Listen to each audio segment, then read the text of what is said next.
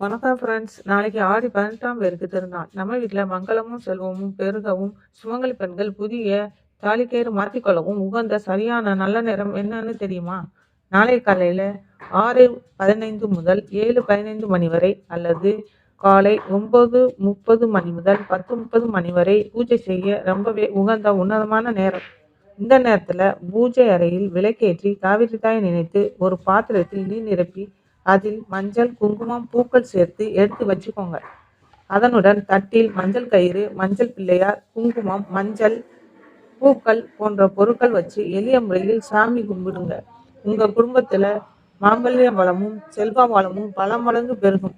இந்த ஆடி 18 அனைவரின் வாழ்விலும் அனைத்து நன்மைகளும் பெருகட்டும்.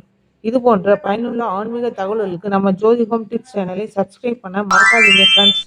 ஓகே, நெக்ஸ்ட் ஒரு பயனுள்ள ஆன்மீக வீடியோவில் பார்க்கலாம்.